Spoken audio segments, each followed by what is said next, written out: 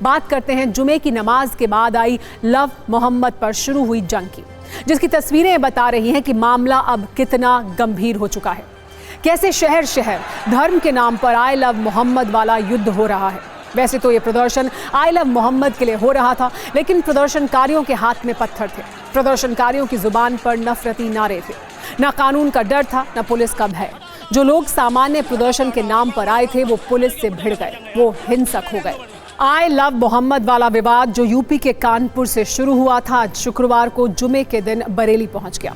I love Mohammad पर आज UP का बरेली बैटलफील्ड बन गया, जहां एक तरफ पुलिस थी और दूसरी तरफ प्रदर्शनकारी थे। दरअसल मौलाना तौकीर रजा खान ने बरेली में इस्लामिया इंटर कॉलेज में आई लव मोहम्मद पोस्टर के समर्थन में प्रदर्शन का आह्वान किया था, जिसके बाद इतनी बड़ी संख्या में लोग वहां जुटे। हालात को देखते हुए सुरक्षा के व्यापक इंतजाम किए गए थे। 6000 पुलिस वालों को तैनात किया गया था। इसके बाद भी ये प्रदर्शनकारी कितनी तैयारी में थे, आप इन तस्वीरों से समझ सकते हैं। यही आरोप लगाए जा रहे हैं कि मौलाना तौकीर ने भीड़ को बुलाया और भीड़ ने पुलिस पर पत्थर चलाया। जुमे की नमाज के बाद भीड़ सड़क पर उतर आई थी और जबरन इस्लामिया मैदान में जाने की जिद पर अड़ गई थी। इस दौरान धार्मिक नारे भी लगाए गए। पुलिस ने मौलाना तौकीर रजा को हिरासत में भी ले लिया है। आपको बता दें कि मौलाना तौकीर रजा IMC यानी इत्तेहाद मिल्लत काउंसिल के अध्यक्ष हैं। अक्सर विवादित बयान और भड़काऊ भाषण को लेकर सुर्खियों में रहते हैं। आज भी मामला कुछ ऐसा ही है। गवाह के रूप में इन तस्वीरों को आप देखिए और समझिए कि कैसे पथराव हो रहा है, धार्मिक नारेबाजी हो रही है। हालात पर काबू पाने के लिए पुलिस ने लाठीचार्ज किया, प्रदर्शनकारियों को दौड़ा दौड़ा कर पीटा। प्रदर्शनकारियों में कई महिलाएं भी थीं। आज आपको ये भी जानना चाहिए कि आखिर तौकीर रजा ने ऐसा क्या कहा था जिस वजह से इतनी बड़ी संख्या में लोग यहाँ पहुंच गए, जिसके बाद लोग पत्थर चलाने लगे, नारेबाजी करने लगे, माहौल को बिगाड़ने लगे। आई लव मोहम्मद वाले क्लेश के बाद उन्होंने मुसलमानों से अपील की थी।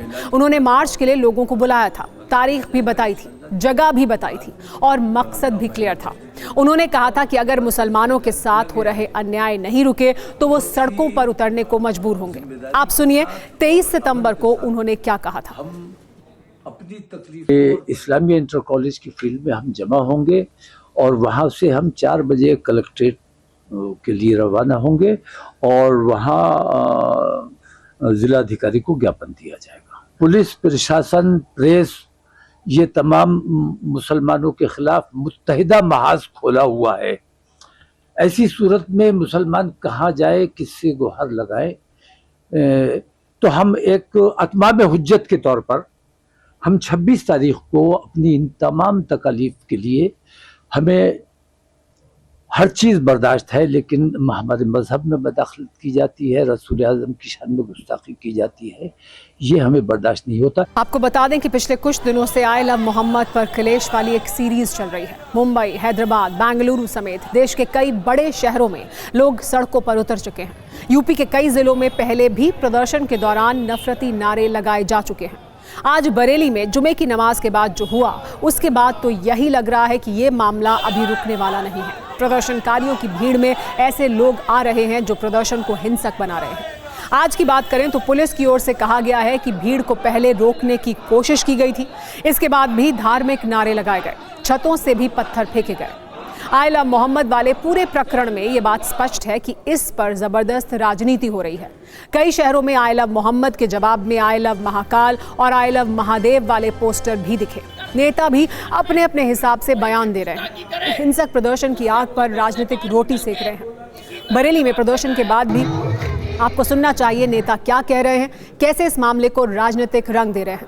सरकार की तरफ से कहा जा रहा है कि कानून व्यवस्था को नुकसान स्वीकार नहीं किया जाएगा, जबकि विपक्ष के नेता इसको लेकर सरकार पर सवाल उठा रहे हैं।